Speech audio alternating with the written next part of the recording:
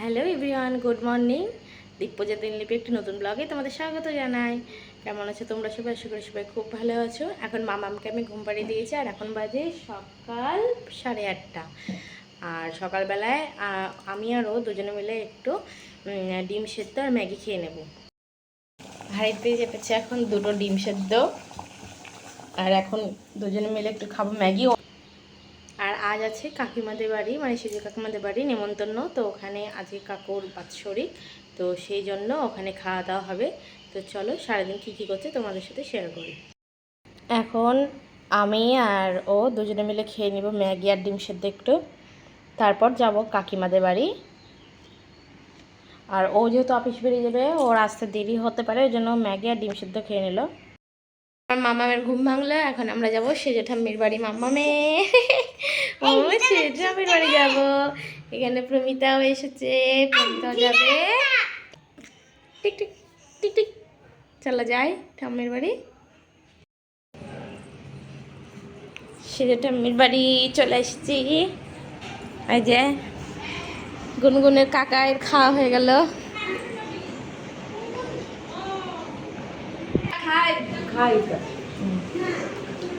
ভালোই কাজ করবা, অল্প চালাবা, যখন চালাবা তো ওর গায়ে ভারী জিনিস দিবা।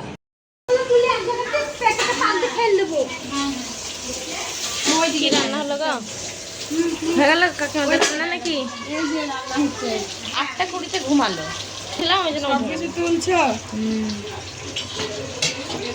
ডাল, আলু ভাজা, চাটনি, শাক হয়ে গেছে প্রায়। চাটনি হবে আর তোমার ইয়ে হবে, বলো কি হবে?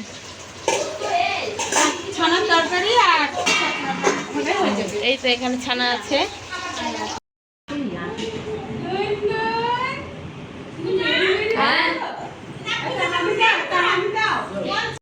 এই যে মামামের খাবার আমি নিয়ে চলে এসেছি, এখন ওকে এটা ম্যাশ করে খাইয়ে দেবো।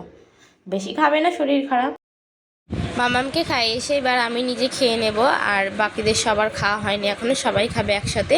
তো এখানে আমরা সবাই মিলে খেয়ে নিচ্ছি। খাওয়া দাওয়ার পর এরপর আমি আর মামাম দুজনে মিলে ঘরে যাই, ঘরে গিয়ে স্নান করে নিই। আর মামামকে ঘুমও পাড়িয়ে দিয়েছিলাম, মামাম এখন ঘুম থেকে উঠে পড়েছে। আর উঠে আমার সাথে এখন ও আর আমি একটু দুষ্টুমি করছি দুজনে মিলে। এখন দুপুরে খাবার খেতে যাব, তাই আমি বাইরে বেরোলাম। আর বাইরে বেরিয়ে দেখছি চারিদিকটা অন্ধকার মতো হয়ে এসছে, ক্যামেরা অতটা বোঝা যাচ্ছে না, কিন্তু অন্ধকার হয়ে গেছে, বৃষ্টি হবে মনে হচ্ছে। পেটের সমস্যা, তার সঙ্গে সাগরও হয়েছে যে হায়দ্রাবাদ পেটের সমস্যা। বাইরে বৃষ্টি আর ছাতা মাথায়। আসো মা।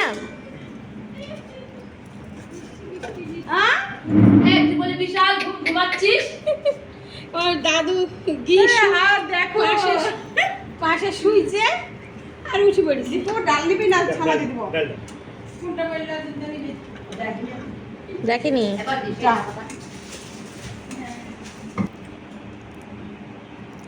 আর কিছু খাওয়ার নাই।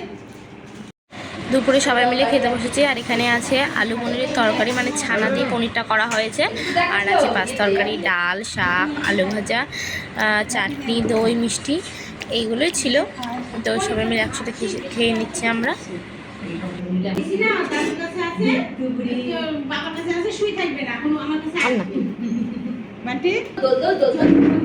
একটু আগে বললাম বৃষ্টি হবে, মেঘ হয়ে গেছে আর বৃষ্টিও হয়ে গিয়েছে। অল্প একটু বৃষ্টি হয়েছে, বেশি না, তবে বৃষ্টিটা হয়ে যেন বেশি গরম মনে হচ্ছে, মানে যে গরম পড়ছে তার থেকে আরো একটু বেশি গরম লাগছে।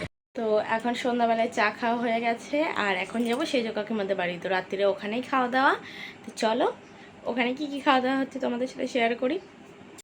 নিরামিষ আলুর তরকারি হয়নি এখনো পুরোপুরি, আপনারা দেখতে থাকুন পুরোটা হওয়ার জন্য।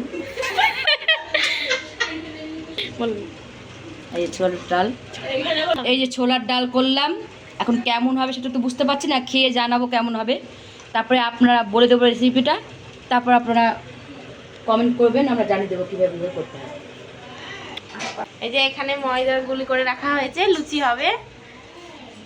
ওখানে বুদিয়া আছে আর ওইদিকে বুদিয়া আছে, দই আছে, খাওয়ার সময় দেখাচ্ছি।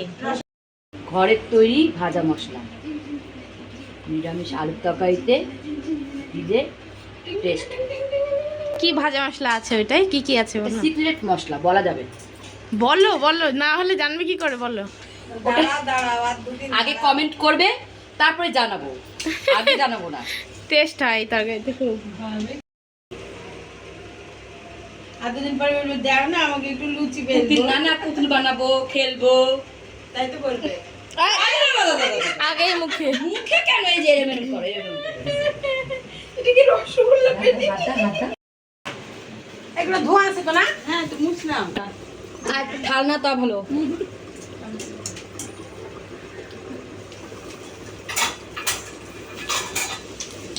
রাত্রে ছিল গরম লুচি, ছোলার ডাল, আলুর তরকারি, মিষ্টি আর দই।